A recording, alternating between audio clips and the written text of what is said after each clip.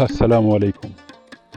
ये है खैबर पुख्तनख्वा का डिस्ट्रिक्ट सवाबी और सवाबी में एक कड़ामार की पहाड़ी है।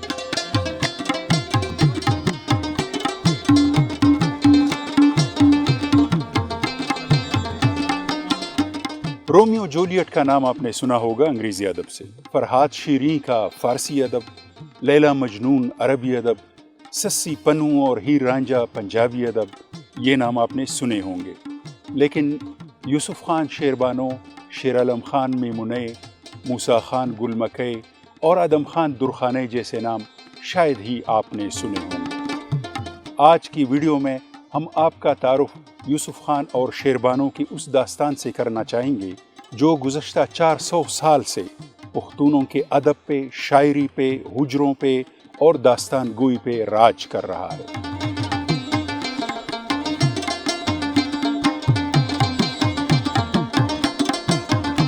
मकामी तौर पर तुर्लांदे के लोग जो है वो तो फ़ख्र से कहते हैं कि यूसुफ खान हमारे गांव का था, लेकिन अगर आप शेरागुंड जाएं और वहाँ पे आप किसी से पूछें तो लोग कहते हैं कि ये कहानी अली हैदर जोशी ने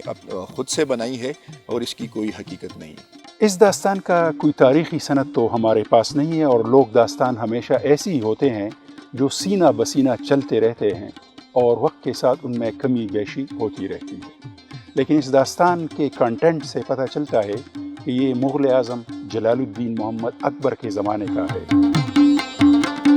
आज से कोई 50-60 साल पहले इसी डिस्ट्रिक्ट सवाबी के रहने वाले एक मशहूर शायर और फिल्म साज अली हैदर जोशी ने पहली बार इसको शेर में भी बयान किया और इस पर पश्तो की पहली फिल्म यूसुफ खान शेरबानो बनाई, जिसके बाद इस दास्तान की शोहरत को एक नया दौर मिला। अली हैदर जोशी का दावा है कि उसको इस दास्तान के बारे में एक मखतूता मिला था जो फ़ारसी ज़बान में था और उसी से उसने इसकी तफसीलात ली। यूसुफ खान और शेरबानो की कहानी का जब मैंने पढ़ा तो इनकी कहानी बाकी जितनी भी हमने कहानियाँ हमारी जो दास्तानें मिलती हैं उनसे बहुत ज़्यादा मुख्तलिफ नज़र आई। मुझे हैरत तो ये है कि यूसुफ खान और शेरबानो की कहानी जिस तरह और कहानियाँ आज तक कहीं मैंने नहीं पढ़ी, ना ही मुझे कहीं मिली है। मुझे ख़ुद इस कहानी के बारे में सिर्फ इतना ही पता चला कि एक फ़िल्म बनी हुई है और उस फिल्म में इनकी कहानी का तज़किरा है। आज जब हम कड़मार पहाड़ी की चोटी पर आ रहे थे और जहाँ पे यूसुफ खान का मज़ार है, तो इस पहाड़ के दामन में या इसके शुरू में शेरबानो का मज़ार है।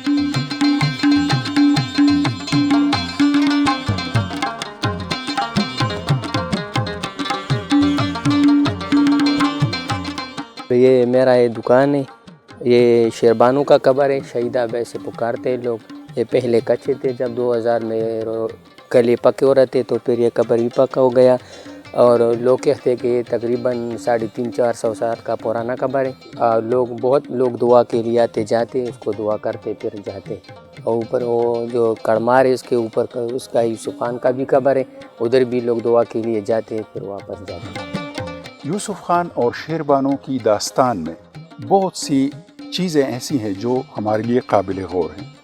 इसमें एक तो ये है कि यूसुफ खान जो है ना वो इस इलाके का एक खाता पीता नौजवान था। उसकी बहन, जिसको यहाँ पे बंदे के नाम से याद किया जाता है और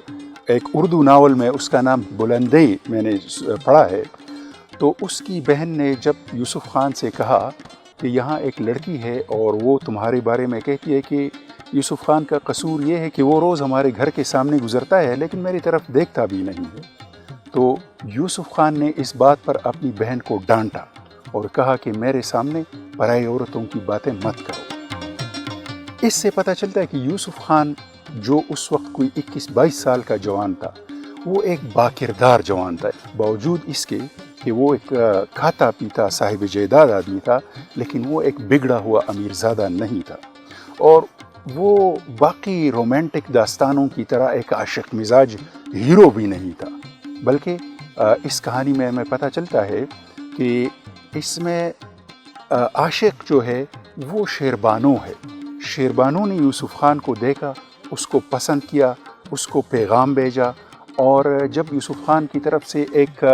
سرد مہری کا جواب ملا تو شیربانو نے کوئی طریقہ نکال کے کسی بہانے سے یوسف خان کے سامنے آ گئی اور ان کی ملاقات بھی ہو گئی، اور پھر یہ شیربانو ہی تھی جو یوسف خان کے گھر گئی، اس کی والدہ سے ملی، اور یوسف خان کی والدہ فوراً ساری بات سمجھ گئی، اور اس ملاقات کے بعد اس نے شیربانو کا رشتہ مانگا جو قبول کیا گیا، اور اس طرح ان دونوں کی انگیجمنٹ ہو گئی۔ اور یوسف خان کے جو 2-3 چچا زاد تھے، بجائے اس کے کہ وہ یوسف خان کی مدد کر دے، کیونکہ وہ یتیم تھا، اکلوتا تھا، لیکن انہوں نے مدد کی بجائے یوسف خان کے خلاف سازشیں کرتے رہے اور اس کو نیچا دکھانے اور یہاں تک کہ اس کو قتل کرنے کی کوشش کرتے رہے۔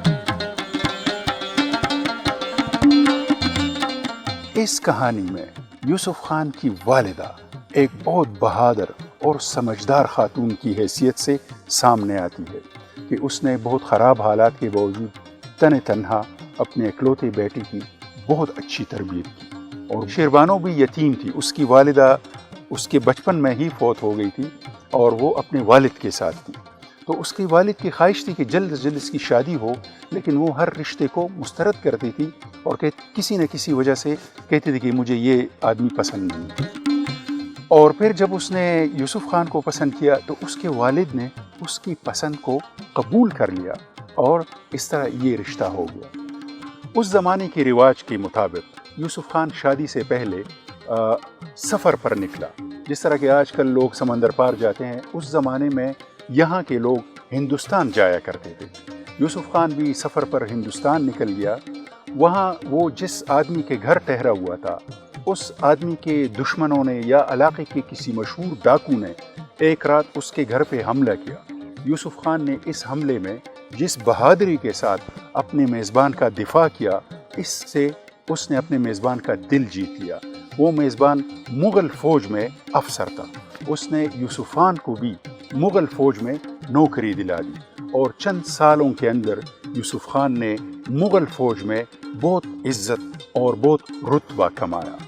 لیکن یہاں گاؤں میں اس کے بارے میں مشہور ہونے لگا تھا کہ یوسف خان ہندوستان میں مر چکا ہے، اب شاید وہ واپس نہیں آئے گا۔ اس کے کزنز اس کی ماں کی دلجوئی کی بجائے اس کی منگیتر کے پیچھے پڑ گئے کہ اس کا رشتہ اب ہمیں دے دو، یوسف خان نہیں آ سکتا۔ وہ یوسف خان کی جائیداد پہ قبضہ کرنے کی سازشیں کرنے لگے، اور یوسف خان کی والدہ، اس کی بہن اور شیربانو کے لیے یوسف خان کی جدائی کا یہ دور انتہائی سخت اور دردناک ہے۔ ایک دن یوسف خان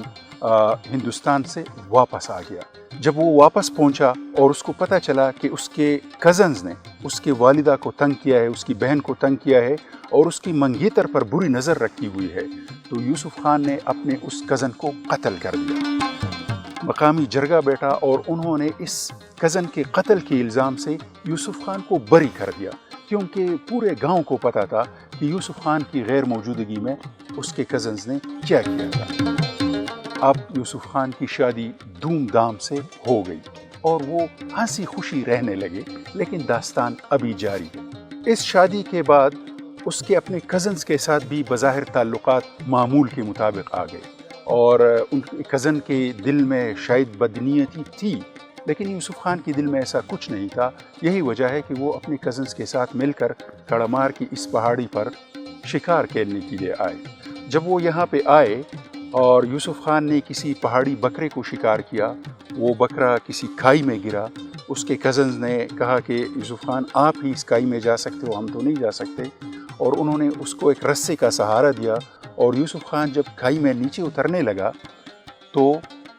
انہوں نے رسہ چھوڑ دیا اور اس طرح یوسف خان نیچے گہری کھائی میں گر گیا، اس کی کمر ٹوٹ گئی اور وہاں پہ وہ نزع کی عالم میں تھا جب شیربانو کو پتہ چلا کہ یوسف خان کھائی میں گرا ہے۔ تو پھر شیربانو بھی اس کے پاس آ گئی، دونوں یہاں پہ فوت ہو گئے۔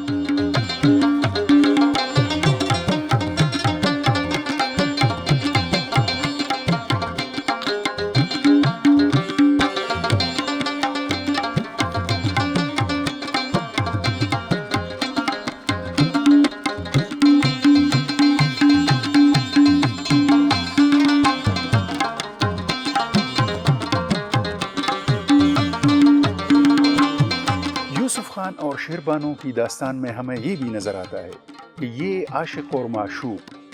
چپ چپ کر کے ملنے والے لوگ نہیں تھے، ان کا باقاعدہ رشتہ ہوا تھا، والدین کی مرضی سے ہوا تھا، لیکن اس کے باوجود جو معاشرے کے کچھ عناصر ہوتے ہیں ان کی وجہ سے یہ شادی شدہ یوسف خان اور شیربانو کڑمار کی اس پہاڑی پر خود تو مر گئے لیکن ان کی داستان امر ہو گئی۔ آج 400 سال بعد ہم یوسف خان کے مزار پر حاضری دینے آئے۔